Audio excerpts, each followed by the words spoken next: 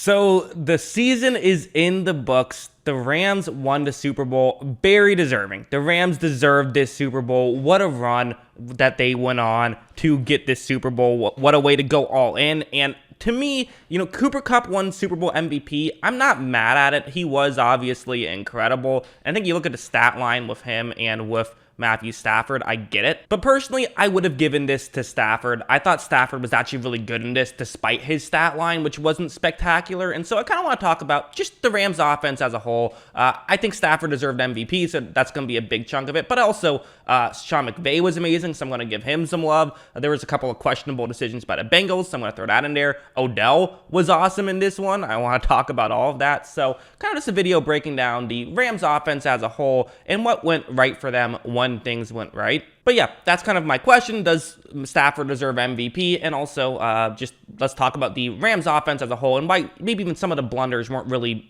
I don't think, Stafford's fault. So let's start off with this play. It's stuff like this that kind of, again, I love this stuff from Sean McVay. I thought Sean McVay, some of these play calls, were just fantastic. So what we're seeing here, and this is stuff he's been doing all year, but it's good stuff, where it's a 3rd down and 4 right here, and it's zone coverage. They're just dropping, they're just going to rush 3, so they're dropping 8 back into coverage. But really, the reason why this works is you see Cooper Kupp was in motion. He's now going to the offense's right. He's going to just go to the flat to the offense's right. And this is just, it's fascinating, right? Because a lot of times what teams do on 3rd and 4 situations is they say, hey, Cooper Kupp, go in on the outside. You're good enough. We don't need to scheme you open. You can just go get open, and then we'll throw you the football. But Sean McVay doesn't do that. He feels like he can get more value out of Cooper Kupp by using him in unique ways and not just having him be always the guy on the sideline who's running go routes, but instead, use him in other ways. Look at how right when this play begins, Stafford,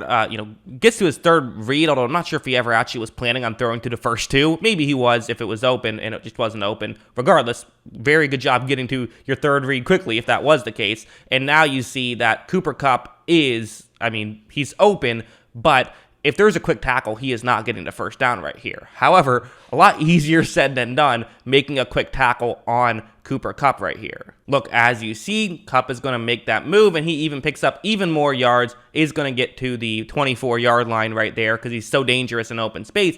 So it's interesting. A lot of times teams will just throw their halfback running those routes and just kind of say whatever. It's not that important, but they're saying, no, these routes actually, a lot of times on 3rd downs, these are what it comes down to, especially against Cincinnati. Let's put our best receiver there. I don't hate the idea whatsoever, and clearly it worked out there. You also had something like this, which was another very good schemed play on 3rd down and 3. It's man coverage, but you're having your 2 receivers closest to the sideline on the bottom of the screen, also known as the number 1 and 2 receivers, who are going to run over the middle. And then you have your number 3 receiver, Odell Beckham Jr., who's going to kind of run and basically run where they were but no longer are. There's going to be open field there with only a single safety deep. He's going to be covering probably one of the other 2 guys who run over the middle, or maybe even Cooper Kupp, who's lined up on the other side of the field. So this is a great play to get a one-on-one matchup with Odell. And look at how right when this play begins, you see Odell is just winning that one-on-one matchup easily. He's wide open, and this is a matchup he can win consistently, especially when you're putting him in a position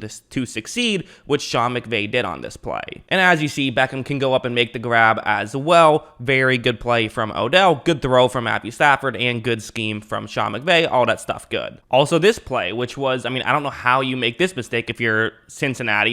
You got to criticize Cincinnati here, but also give credit to the Rams for taking a chance and running this play. So it's just a play action, and you have Cooper Kupp who's running a route. It's going to get to the back of the end zone. And basically the idea is, and we actually saw this, both teams kind of fall for a similar thing, although it was more forgivable when the Rams fell for it since the halfback actually had the football. That was Joe Mixon's passing touchdown. But basically the logic is when teams play 2 safeties deep, you have to have your defensive backs crash further in. And since they're doing that, they might be more susceptible to fall for a play action and get something deep. And especially in the red zone, they might be even more susceptible to fall for that play action. Look at how right when this play begins, you see Stafford does run the play action and Cooper Kupp is wide open right here. No one picked him up, which you just can't do. Listen, You can do it with some guys, right? You can leave them open. I understand it. It happens. But number 10, you have to be always paying extra attention to. You just got to be focused on number 10. They were not, and that's just a complete blunder. Stafford does make this throw, and Cooper Kupp makes the grab,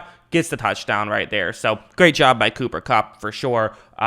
Getting open, and great scheme again, and good job by everyone to help sell the play action, but probably a mistake by Cincinnati to let that happen. I thought this play was another very good one where what you're going to see is it's nothing too fancy, but it's just you're going to run sort of a little rub route right here. Watch how it works. Right when this play begins, you see basically the idea is there's just a lot of traffic in front and collisions can happen. You saw those two Cincinnati players collide with each other. Watch, I'll show it one more time just in case you missed it, but you're going to see that, basically two Cincinnati players who are, since there's two Rams players kind of crossing each other's routes, the two Cincinnati players run into each other, and this now leaves Odell wide open. He was already open, but this makes it a lot easier to be open. As you see, Odell makes the grab and is able to pick up a good play there. So, good job by Odell. Good job by Sean McVay to scheme this stuff open. There was times when it felt too easy. But of course, let's go over to something like this now, because it's not like they were scoring points on every drive. So what was going wrong? Especially let's talk about the first half first. Well, there was this interception, which I actually didn't even think was that big of a deal. Like, there was a couple missed throws, and I think probably the bigger issues were the fact that, Cam Akers in the first half, 7 carries, 10 yards. That's not going to get it done. Darrell Henderson, 3 carries and 6 yards. Sonny Michel had, 3 yards on 1 carry, so he's their hero. But the running game, not doing too much. And also, this interception, so I paused this as a screen right here. What's happening here is, so on the other side of the field, you have Matthew Stafford, who's kind of had a little bit of time, and now he's basically just saying, this is a 3rd and 14. I'm just going to throw this up to my guy here, who's going to be one-on-one in the end zone. And if it's worst case scenario intercepted, it's not that big of a deal. We're going to have to punt anyways. But best case scenario, it's a touchdown. Well, that's adding 7 points on the board. That's a huge, the risk reward. It's not that much of a risk and a huge potential reward. I actually like this decision from Matthew Stafford. Look, as you see, maybe you could argue he should have thrown it a little bit farther, but again, he's thrown it very far down the field. It's, that's very nitpicky. I actually think this is the good decision by Stafford. I think you can make a good decision on an interception. I don't think that's impossible. I like this decision to throw up a 50-50 ball. It's going to hurt his stat line, but at the end of the day, nobody cares. It all comes down to who wins, and this helped, I think, their chances of winning, even if it didn't work out. So I actually like that call from Stafford. I don't think that was the issue. It was more so a couple missed throws from Stafford, and the running game wasn't working when stuff wasn't working. The second interception, I didn't really think was bad either, quite frankly. I mean, I really don't feel it was bad at all. It's a man coverage play. You have a guy who, I think this is, if anything, this is kind of where you started to really feel Odell's being missed here, because you're throwing to Skowronek here, whereas typically this would be an Odell play. Look at how right when it begins, you're going to see that when Stafford makes this throw, okay, where do you want to put this ball? You do kind of want to put it low and away a little. I mean, you don't have to, but that's usually considered a low-risk play where you get the first down. It ends up getting batted up and intercepted. To me, that's more of a tough break than anything. Quite frankly, it doesn't make you think, if Odell's there, he probably makes that catch. So that was a tough break. So Stafford now has thrown 2 interceptions, and I don't really have an issue with both of them. In fact, I think they're both positive plays. That's my opinion as someone who doesn't really care one way or the other for Matthew Stafford, positive or negative.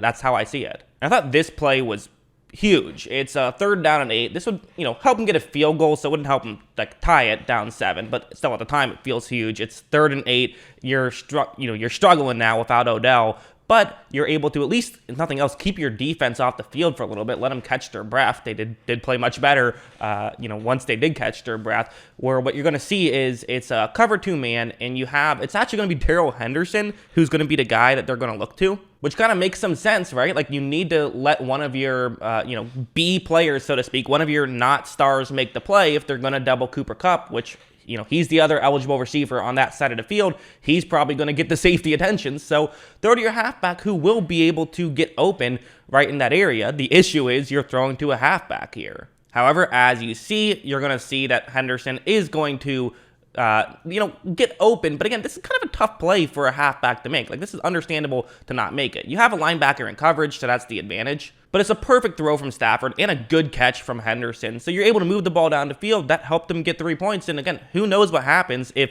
you, right to start the 3rd quarter, you go big touchdown given up.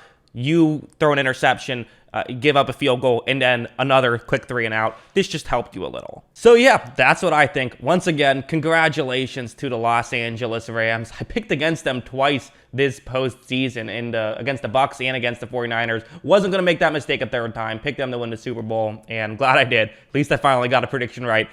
They were incredible. They deserve it. Cool stuff. So yeah, that's what I think. What do you guys think? Let me know in the comments below. Always love hearing from you. And of course, as always, thanks for watching.